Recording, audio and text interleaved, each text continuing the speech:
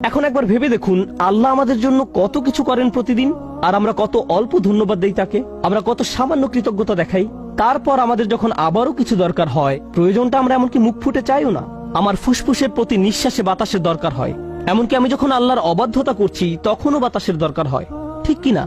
আমি আল্লাহকে ভুলে যাওয়া সত্ত্বেও তিনি আমাকে ভুলে যান না। তিনি আমার প্রয়োজন পূরণ করেন।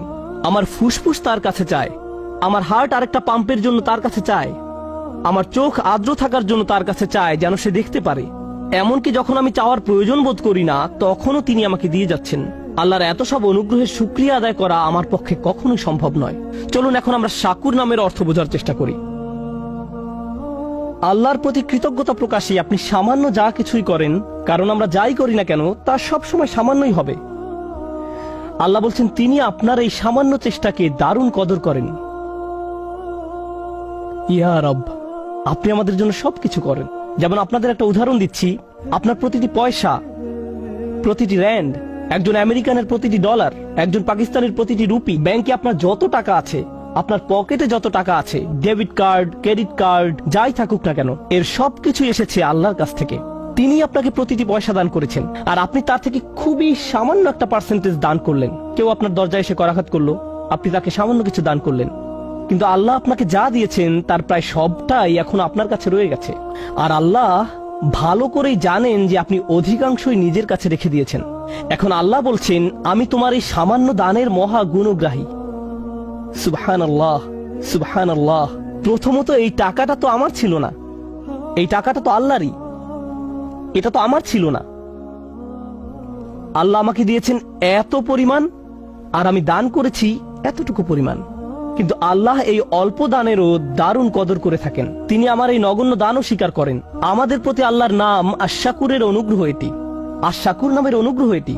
আর শাকুর নামটি আরো দুইটি নামের সাথে যৌথভাবে এসেছে, গফুরুন শাকুর এবং শাকুরুন হালিম। আমার কাছে এই ব্যাপারটা অসাধারণ চমকপ্রদ লেগেছে। গফুরুন শাকুর মানে আমরা যখন নামাজ পড়ি, আল্লাহ আমাদের নামাজ পড়া পছন্দ করেন। আর আমাদের নামাজে কত শত ভুল থাকে। নামাজে কত মানুষ দুনিয়াবী বিষয় নিয়ে চিন্তা করে, কত মানুষ চিন্তা করে তারাবি কি 14 নাকি 15 রাকাত হলো, কতজন মানুষের রুকু সিজদা নিখুঁত হয় এবং অন্তর আল্লাহর দিকে ঝুঁকে থাকে, কতজন মানুষ এটা অর্জন করতে পারে। এত সব ভুল থাকা সত্ত্বেও আল্লাহ কি করেন? মনে করুন নামাজ যদি একটি বিল্ডিং নির্মাণ করার মতো হয়, আপনি আল্লাহকে দিয়েছেন কয়েকটি ভাঙা ইট মাত্র। আল্লাহ কি করেন? আল্লাহ আপনার এই সামান্য ভাঙা ইটের টুকরাগুলো নিয়ে আপনার জন্য বিশাল এক দালান তৈরি করে দেন। তারপর তিনি কি করেন? গাফুর নামের দয়ায় এটাকে পূর্ণ এক দালানে পরিণত করার পর তিনি কি করেন? তিনি আপনার এই নামাজ পড়াকে সমাদর করেন, এই সুন্দর বিল্ডিং এর সমাদর করেন যেটা আপনি নির্মাণ করেননি। এভাবেই আল্লাহ আমাদের জন্য গাফুরুন শাকুর। অর্থাৎ এমনকি আমাদের সওয়াবের কাজেও ত্রুটি রয়েছে, খুঁত রয়েছে। প্রথমে আল্লাহ স্বয়ং ওই ত্রুটি বিচ্যুতিগুলো দূর করে দিবেন, তারপর আমাদের এই ত্রুটিপূর্ণ ভঙ্গুর প্রচেষ্টাগুলোর জন্য আমাদের প্রশংসা করেন। ইবাদত সঠিকভাবে পালন করতে ব্যর্থ হওয়ায় আমি যে দুঃখজনক অজুহাতগুলো দেখাই তা তিনি ঢেকে দেন। তারপর তিনি আমার এই প্রচেষ্টাকে অ্যাপ্রিসিয়েট করেন। ইনি আল্লাহু গফুরুন শাকুর। এটা আল্লাহ ছাড়া আর কেউ করতে পারে না। যদি আপনার বসের কোনো কাজ কোনো রকমে করে দেন, মামুলি ভাবে করে দেন, তিনি আপনাকে অমুক একটা প্রজেক্ট করতে দিয়েছেন, 30 পৃষ্ঠা রিপোর্ট তৈরি করতে বলেছিলেন, আপনি মাত্র 2 পৃষ্ঠা লিখে বসের হাতে তুলে দিলেন, তারপর বললেন আপনার খুশি হওয়া উচিত, আমি তো 2 পৃষ্ঠা লিখেছি। কি হবে ভাবতে পারছেন? মানুষের পক্ষে কোনোদিন আল্লাহর মতো গাফুরুন শাকুর হওয়া সম্ভব নয়। যদি প্রত্যাশার চেয়ে কম করেন, তাহলে যার জন্য কাজটি করেছেন তিনি আপনার প্রতি ক্রোধান্বিত হয়ে পড়বেন। কিন্তু আল্লাহ বলছেন তুমি তো অন্তত চেষ্টা করেছো, আমি তোমার ত্রুটিগুলো ঢেকে দিচ্ছি। আন ইয়াজিদাহুম মিন ফাদলিহি, তিনি যে শুধু আপনার ত্রুটিগুলো ঢেকে দেন তাই নয়, তিনি ভালো কাজের এত সমাদর করেন যে তদুপরি তিনি আপনাকে পুরস্কৃত করেন। ইয়াজিদাহুম মিন ফাদলিহি। সবশেষে মানুষ যখন জান্নাতে গিয়ে উপনীত হবে, তারা আল্লাহকে স্মরণ করবে। কিন্তু কিভাবে তারা আল্লাহকে স্মরণ করবে? মনোযোগ দিয়ে শুনুন। তারা আল্লাহর প্রতি কৃতজ্ঞতা প্রকাশ করবে তাদের দুঃখগুলো দূর করে দেওয়ার জন্য। তারা বলবে আল্লাহ তার নাম পূর্ণ করেছেন। কোন নাম? আল্লাহ আমাদের সবগুলো ত্রুটি ঢেকে দিয়েছেন, আর তিনি আমাদের প্রচেষ্টাগুলো সমাদর করেছেন, এবং আমরা যা করেছি তার চেয়েও অনেক বেশি দিয়েছেন। তিনি বলেছিলেন এমনটি তিনি করবেন। আর শুধু এ কারণেই আজকে আমরা জান্নাতে, কারণ আমাদের কাজগুলো যথেষ্ট নয়, আমাদের প্রচেষ্টাগুলো যথেষ্ট নয়।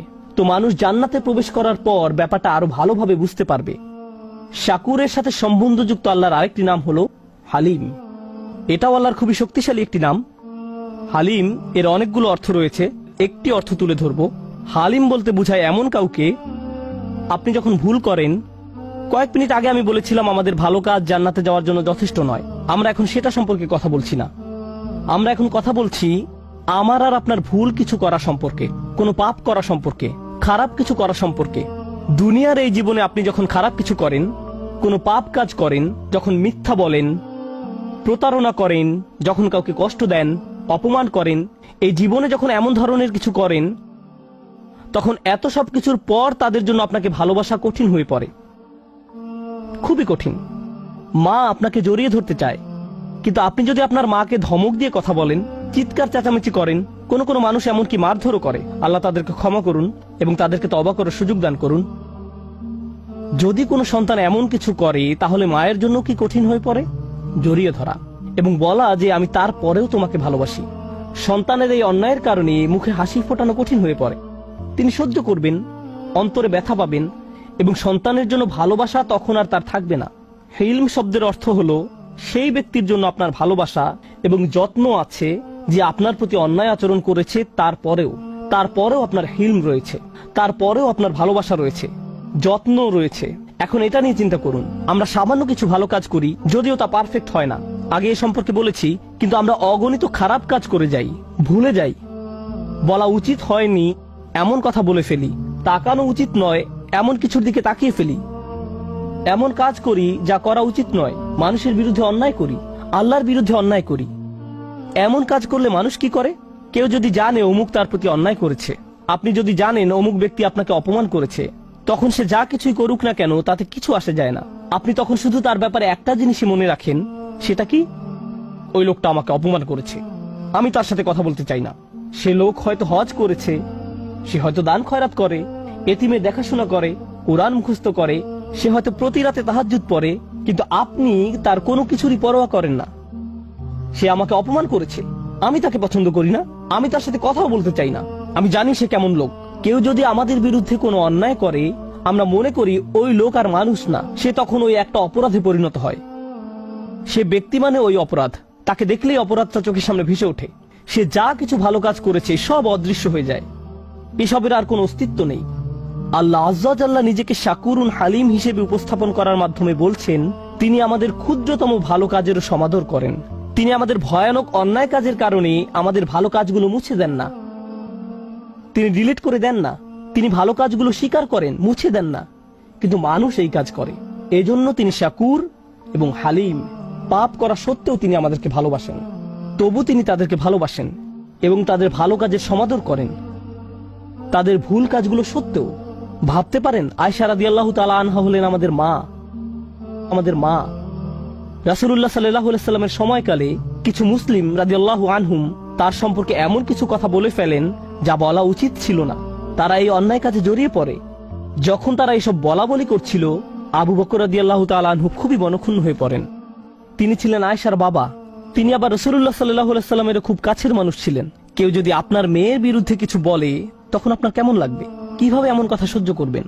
আর আল্লাহ আজ্জা জাল্লা এমন মানুষদের বর্ণনা দিচ্ছেন যারা হযরত আয়েশা রাদিয়াল্লাহু তাআলা আনহা সম্পর্কে বাজে কথা বলেছিল। তোমার উচিত তাদেরকে ক্ষমা করে দেয়া। তাদের একজন মক্কা থেকে এসেছিলেন, এই ঘটনা মদিনায় ঘটে, কিন্তু তিনি কোথা থেকে এসেছিলেন? মক্কা। তিনি আবার বদর যুদ্ধে অংশগ্রহণ করেছিলেন। আল্লাহ হলেন হালিম। তিনি তাদের ভুলগুলোর আলোকে তাদের সম্পর্কে কথা বলার পরিবর্তে তাদের ভালো কাজগুলোর আলোকে তাদের সম্পর্কে কথা বলেন।